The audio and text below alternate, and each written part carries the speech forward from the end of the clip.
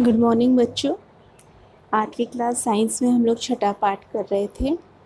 उसमें था अपना कंबशन एंड फ्लेम के बारे में पढ़ रहे थे हम लोग कि दहन प्रक्रिया क्या है, उसके बारे में कल हमने जान लिया था।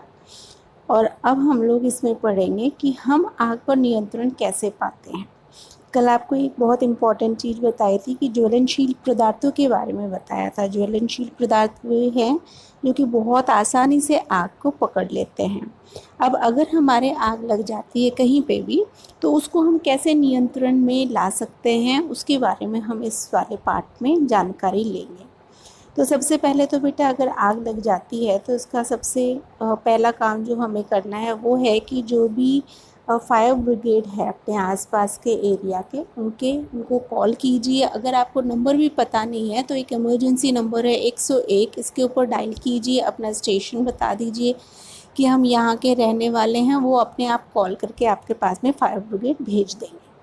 अब फायर ब्रिगेड में आपने देखा होगा कि फायर ब्रिगेड में होता क्या है। फायर ब्रिगेड का आपने पानी का एक टैंक होता है और बहुत बड़े बड़े पाइप्स होते हैं। उन पाइपों से पानी जो होती है, जहाँ पे भी जलती है वहाँ पे उन पाइपों से पानी को डाल दिया जाता है और धीरे धीरे जो आग होती है वो ख़त्म हो जाती है। तो जो जल होता है वो क्या करता है, ज्वलनशील पदार्थों को ठंडा करता है। ज्वलनशील जो पदार्थ है जिसमें आग लग रही है उसको ठंडा कर देता है। उसको ठंडा करने से क्या होता है, उसका जो तापमान होता है, ज्वलन तापमान होता है, वो कम हो जाता है और कम होने से जो आग है वो बुझ जाती है, वो ख़त्म हो जाती है। तो जो जल है, दूसरा पहला रीज़न कि क्या करेगा, ज्वलनशील पदार्थों को ठंडा करता है और ज्वलन ताप जो है उसको कम कर देता है। दूसरा क्या होता है, जैसे ही अपन जल डालेंगे पानी आग में तो उससे जल वाष्प बनेगा। जल वाष्प जो है वो ज्वलनशील पदार्थ के ऊपर एक लेयर बना लेगा, एक घेरा बना लेगा, और इस घेरे के कारण जो वायु होती है उसकी आपूर्ति जो होती है वो बंद हो जाती है। जो ज्वलनशील पदार्थ है उसको वायु नहीं मिलेगी तो जो आग है वो बुझ जाती है। तो पानी के दो फायदे हो गए कि पानी हम क्यों यूज़ करते हैं इसके अंदर आग को बुझाने के लिए। सबसे पहले ठंडा कर देता है ज्वलनशील पदार्थ को, ज्वलन ताप को कम कर देता है। दूसरा, जो ऑक्सीजन की आपूर्ति है उसको बंद कर देता है। अब इसमें यह है कि आवश्यकता है कि जब कोई भी वस्तु जलती है, आग लगती है, उस पर तीन मुख्य बातें होती है, तीन आवश्यकताएं होती हैं। पहली आवश्यकता ईंधन, दूसरा वायु और तीसरा ऊष्मा। तो यहाँ पे क्या होता है, सबसे पहले पानी का आपको यही बताया है कि ईंधन को हटाना बहुत मुश्किल। जैसे एक बिल्डिंग में आग लग रही है तो पूरी बिल्डिंग ही तो ईंधन है, तो उस बिल्डिंग को कैसे हम हटाएंगे।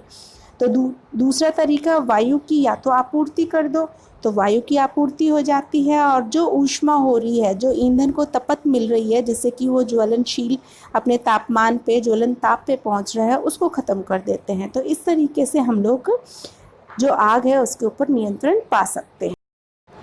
अब इसके बाद में है कि अग्निशामक, आपने देखा होगा ना, फायर एक्सटिंग्विशर देखा होगा, उसके अंदर आग को बुझाने के लिए एक इंस्ट्रूमेंट है, लाल रंग का पेंट होता है, इंस्ट्रूमेंट है जो कि बड़ी बड़ी बिल्डिंगों में भी, स्कूलों में भी, हॉस्पिटल्स में, जो फिलिंग स्टेशंस है वहाँ पे भी आपने देखे होंगे। गाड़ियों में भी छोटा फायर एक्सटिंग्विशर लगाया जाता है।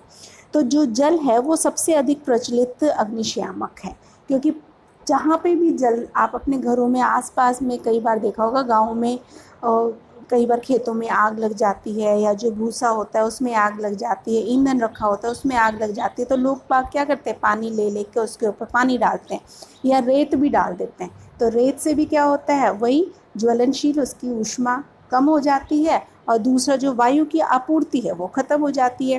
तो यहाँ पे जो जल है वो सबसे अधिक प्रचलित अग्निशामक है। और जल क्या करता है, जल सिर्फ लकड़ी और कागज़ की जो वस्तुएं हैं इनके ऊपर तो तुरंत प्रभाव से काम कर लेगा, बट आपने कई बार देखा होगा कि विद्युत के कारण, ऐसे बोलते हैं कि शॉर्ट सर्किट हो गया और वहाँ पे आग लग गई, तो वहाँ पे अगर पानी का हम लोग छिड़काव करते हैं तो क्योंकि पानी अच्छा सुचालक है विद्युत का, तो जो पानी डाल रहा है उसके ऊपर उसको इफ़ेक्ट हो सकता है, इसलिए वहाँ पे इसका यूज़, पानी का यूज़ नहीं किया जाता। जहाँ पे तेल है, तेल का भी क्या है, तेल और पेट्रोल में जो तेल पेट्रोल है वो भारी होते हैं, वो ऊपर आ जाएंगे, पानी नीचे चला जाएगा, तो उनकी आपूर्ति जो है ऑक्सीजन की वो तो उसको मिल रही है, ऑक्सीजन तो सप्लाई हो रही है, तो वो भी वहाँ पे कामयाब नहीं है। तो ऐसे कि विद्युत उपकरण जो है अगर उसमें आग लग जाती है और जहाँ पे पेट्रोल है, तेल का जो है वहाँ पे आग लग जाती है, तो जल का उपयोग उचित नहीं है। वहाँ पे क्या किया जाता है, विद्युत उपकरण और पेट्रोल जैसे ज्वलनशील पदार्थों में लगी आग के लिए कार्बन डाइऑक्साइड जो होता है वो सबसे अच्छा अग्निशामक है। कार्बन डाइऑक्साइड जो है वो ऑक्सीजन से भारी, ऑक्सीजन जो है वो कार्बन डाइऑक्साइड से भारी होता है, तो ऑक्सीजन क्या कर लेती है, कार्बन डाइऑक्साइड उसके ऊपर एक कंबल के जैसे एक परत बना लेता है और ईंधन और ऑक्सीजन के बीच का जो संपर्क है उसको तोड़ देता है। इससे जो आग है उसको नियंत्रण किया जा सकता है। कार्बन डाइऑक्साइड का एक अतिरिक्त लाभ ये भी होता है कि जो विद्युत उपकरण है उनको कोई हानि नहीं पहुंचाता है कार्बन डाइऑक्साइड। अब इसमें यह है कि कार्बन डाइऑक्साइड का भी हमें कैसे प्राप्त होता है। कार्बन डाइऑक्साइड आपको पता है जैसे एलपीजी गैस बहुत अधिक दाब के अंदर सिलेंडरों में भरी जाती है, इसी तरीके से कार्बन डाइऑक्साइड भी उच्च दाब के अंदर सिलेंडर्स में भर दी जाती है और जैसे उसका हम छिड़काव करते हैं वो काफ़ी दूर तक कार्बन डाइऑक्साइड है वो फैल जाती है और आसपास की जगह जो है उसको ठंडी कर देती है। अब इसमें यह है कि इसलिए ऑक्सीजन जो कार्बन डाइऑक्साइड होता है वो ये एक अति उत्तम अग्निशामक है। अगर आपसे ये पूछा जाए कि अग्निशामक के उदाहरण बताइए तो हम लोग कार्बन डाइऑक्साइड भी लिखेंगे और पानी का भी लिख सकते हैं कि पानी और कार्बन डाइऑक्साइड जो है वो अग्निशामक के रूप में काम में ले सकते हैं। अब कार्बन डाइऑक्साइड के अलावा दूसरे तरीके भी होते हैं। सोडियम बाइकार्बोनेट है जो बेकिंग सोडा होता है और पोटेशियम बाइकार्बोनेट है, इनका भी उपयोगी रासायनिक पदार्थ होते हैं। इनका भी उपयोग होता है कि इस पाउडर को अगर हम लोग छिड़क दें जहाँ पे आग लगी हुई है तो वहाँ पे भी ये ऑक्सीजन गैस इसमें से निकलती है और ऑक्सीजन गैस निकलती है तो जो आग है वो उसमें भुग जाती है। ये हमने पढ़ा कि हम लोग आग अगर लग जाती है तो वो कैसे नियंत्रण में कर सकते हैं। अब बेटा नेक्स्ट चीज़ है वो हम पढ़ेंगे दहन के प्रकार।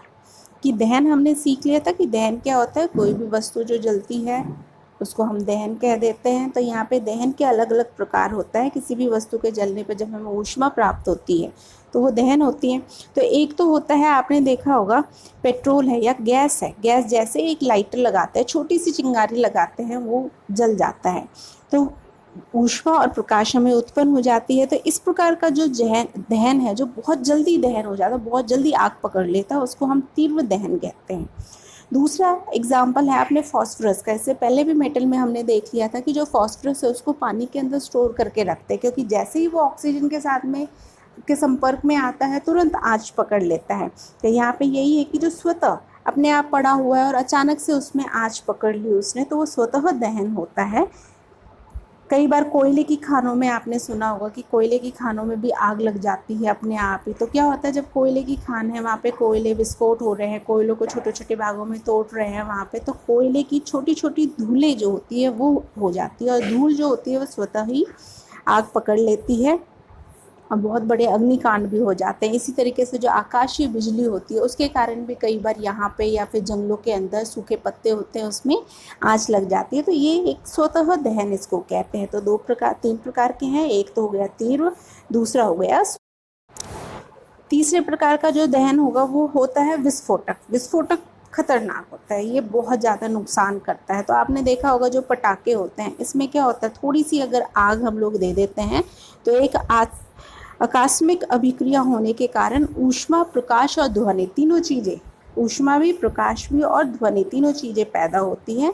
तो अभिक्रिया में बनी जो गैस होती है वो बड़ी मात्रा में निकलती है। इस प्रकार जो अभिक्रिया होती हैं ये विस्फोट कहलाती हैं। और पटाखों में भी क्या होता है, पटाखों पे थोड़ा सा दबाव, कई ऐसे थोड़ा सा दबाव डाला और उसमें से विस्फोट हो जाता है। ये तो थे 3 प्रकार की दहन। अब नेक्स्ट पार्ट हमारे पास में है कि दहन क्या होता है, ज्वाला क्या होती है। आपने देखा होगा कि दहन के समय लौ जलती है, वो जो लौ है उसको हम ज्वाला कहते हैं। इसका निर्माण कैसे होता है, कोई भी दहन हो रही है, कोई वस्तु जल रही है तो जलने के कारण कुछ जो पदार्थ है वो वाष्पित हो जाते हैं, उसका वाष्प रूप ले लेते हैं। वाष्प रूप होके थोड़ा सा ऊपर जैसे ही उठते हैं तो वो जो आँच है वो जो आग है वो ऊपर तक हमें दिखाई देती है, और ये जो होती है इसी को हम लोग ज्वाला कहते हैं। तो जो वाष्पित दहन के समय जो पदार्थ वाष्पित होते हैं वे ज्वाला का निर्माण करते हैं। आपने देखा होगा मिट्टी के तेल है, मोमबत्ती है, गैस है, इन सब के अंदर क्या होती है, ज्वाला वाष्पित गैस। एलपीजी गैस भी वाष्पित होगी, थोड़ा सा ऊपर तक जाएगी और फिर वो वहाँ पे आँच पकड़ लेगी, तो ये लौ बनाती है। कार्बन, जब लकड़ी अपन जलाते हैं तो लकड़ी में हमने देखा था कि उसमें ऊष्मा तो होती है पर कोई ज्वाला का निर्माण नहीं होता है, क्योंकि जो लकड़ी है वो क्या करती है, वाष्पित रूप नहीं बनता, उसमें कुछ भी वाष्पित रूप नहीं होता है, इसके कारण उसके अंदर ज्वाला जो है वो हमें दिखाई नहीं देती है। ज्वाला में देखिए बेटे, ये मोमबत्ती का एक अपन चित्र लेंगे। इसमें अपने को अलग अलग प्रकार से दे रखा है कि मोमबत्ती के जो ज्वाला होते हैं उसके विभिन्न क्षेत्र होते हैं। सबसे पहले देखो, बाहरी क्षेत्र से शुरू करते हैं। सबसे पहले आप मोमबत्ती आज जलाओ और उसको देखो, या गैस कभी आप जलाओ और उसको देखना, तो जो सबसे बाहरी रूप होता है वो नीले रंग का होता है। और नीले रंग के होने के का मतलब है कि पूर्ण रूप से दहन हो रहा है, वहाँ पे कोई भी ऐसा पदार्थ नहीं है जो बिना दहन हुए निकल रहा है। तो सबसे गर्म, पूर्ण रूप से दहन हो रहा है तो सबसे गर्म विभाग होगा ये। उसके अंदर आप देखो लाल रंग है और फिर पीला रंग आएगा, तो पीले रंग का मतलब है कि आंशिक दहन है। वहाँ पे जो पदार्थ है वो पूर्ण रूप से नहीं जल रहे हैं, पूर्ण अपने तेज से नहीं जल रहे हैं।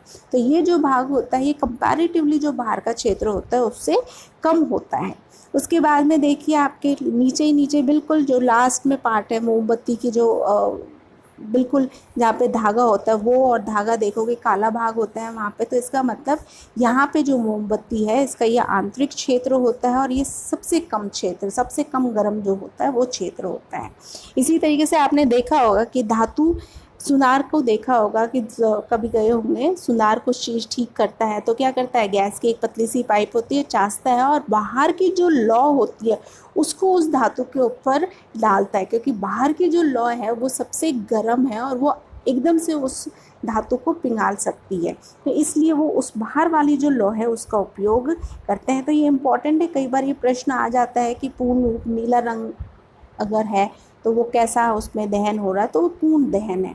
आप देखते होगे आपकी मम्मी गैस जब ख़त्म होती है उससे पहले बताना शुरू कर देती है कि भाई अब गैस जाने वाली है। कैसे, बर्तन नीचे से काले होने लग जाते हैं, काले हो रहे हैं बर्तन, इसका मतलब पूर्ण रूप से वहाँ पे दहन नहीं हो रहा है, और जो बर्नर में से जो आग लग, जो ज्वाला निकलती है वो लाल रंग की निकलेगी, लाल पीले रंग की निकल रही है, इसका मतलब अपूर्ण दहन हो रहा है। तो जो गैस एलपीजी गैस है वो ख़त्म होने वाली है, और जब नई नई गैस होती है, जब उसमें पूर्ण रूप से गैस होती है तो आप उसकी ज्वाला को देखोगे वो नीले रंग का होता है। तो ये एक इम्पॉर्टेंट है, इस चित्र को आप याद कर लेना। अब नेक्स्ट पार्ट हमारा जो है वो रह गया कि ईंधन क्या है, ईंधन की क्षमताएं क्या है, ईंधन का जो दहन होता है उससे क्या हानि हो रही है हमको, इसके बारे में हम नेक्स्ट वीडियो है उसके अंदर पढ़ेंगे। Okay, thank you.